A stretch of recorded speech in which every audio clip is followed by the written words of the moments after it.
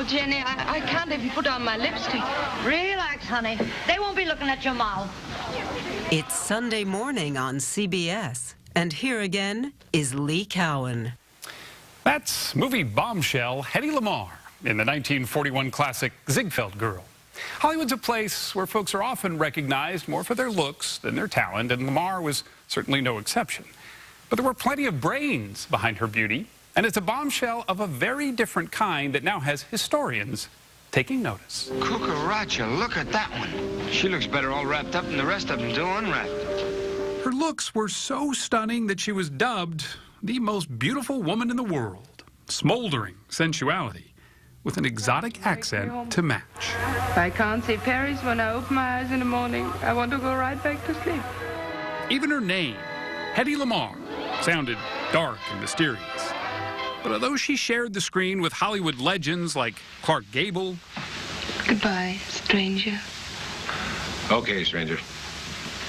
Spencer Tracy, Georgie, well, you're not going to sit in that hotel room all alone, are you? Why don't you go to a movie? They've all got happy endings. even Jimmy Stewart. Well, I guess that takes care of the formalities.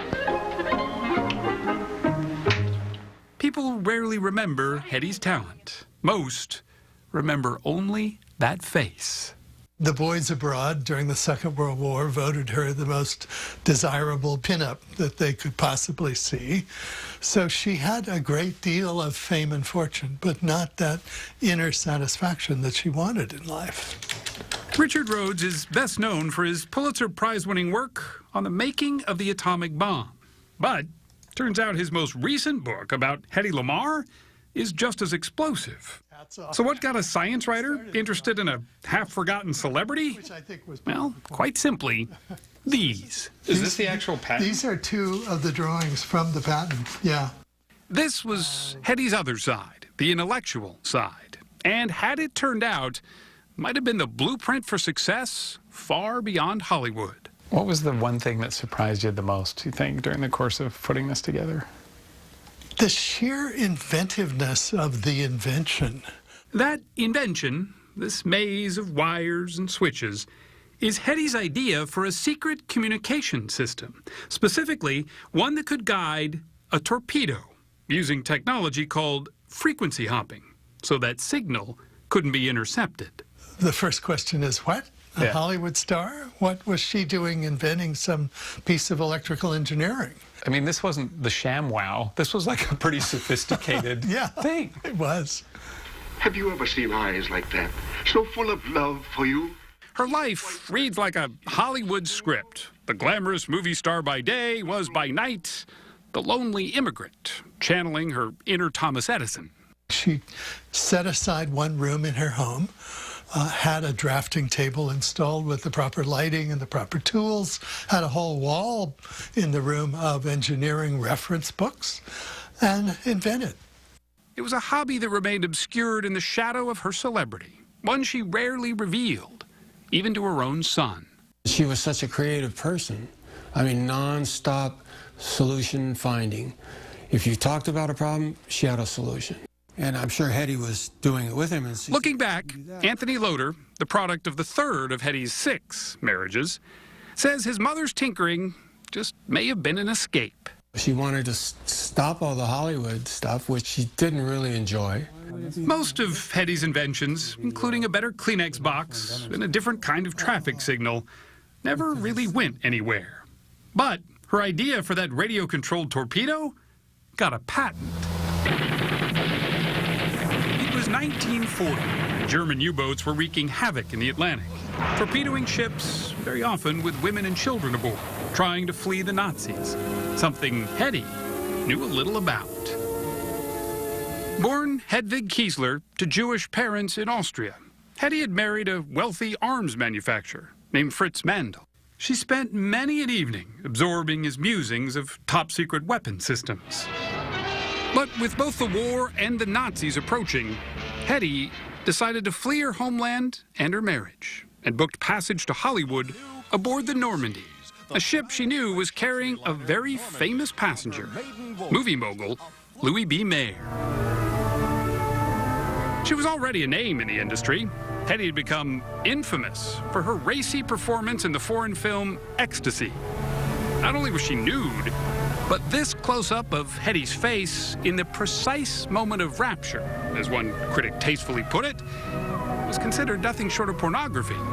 But Louis B. Mayer liked what he saw. By the end of the voyage, she had arranged with him a contract of $600 a week, which would be $3,000 today, with the proviso that she learn English, which she pretty quickly did. Temper, temper. You don't want to get lines under those beautiful eyes. You fool. Her career took off, but the war in Europe was never far from her mind. And a chance dinner party with a Hollywood composer named George Antheil changed everything. Like her, Antheil tinkered with ideas. He was famous for composing an avant-garde symphony using unconventional instruments, not the least of which were more than a dozen player pianos, all synchronized. And that gave the two of them an idea. If pianos could be synchronized to hop from one note to another, then why couldn't radio frequencies that were steering a torpedo hop as well? Hedy's idea was if you could make both the transmitter and the receiver simultaneously jump from frequency to frequency, then someone trying to jam the signal wouldn't know where it was. This was a viable idea. This would have worked. Indeed, it would have worked. So what happened? When the Navy brass looked at the invention, they said, "What, you want to put a player piano in a torpedo? That won't work." So they weren't impressed at all. So they threw it on the back shelf. The Navy's response really was, you should go raise money for the war. That's what you should be doing instead of this silly inventing. What about it, Hedy? So Hedy did precisely that, using her celebrity to raise millions in war bonds, dismissed again for her brains in favor of her beauty. I think we all know. Girl in the world. Hedy Lamarr. Hedy Lamarr, right? As time went on, she tried television, but it never really fit, and her star slowly faded. But she watched in silence as other frequency-hopping inventors took the technology to heights Hedy never could have imagined. Today, frequency hopping is used with the wireless phones that we have in our homes, GPS, most military communications. It's very widely used. But Hedy had quietly signed her patent over to the Navy and just left it at that. I mean, she gave the technology away. It seemed to her the very... Never made a dime off it. No. It seemed to her the very least they could do was pat her on the head and give her some acknowledgement. More than 50 years after her original patent, Hedy did finally get some acknowledgement, even a few awards. But she didn't show up to accept them. By then, botched plastic surgery had left her mostly a recluse. She lost her looks, she lost her confidence, she lost her value, she lost her worth. Hedy Lamarr died alone in Florida at the age of 86. Her obituaries began with what everyone already knew, her beauty, but generally made only glancing references to that invention, the one she hoped would have showed the world that her mind was beautiful too.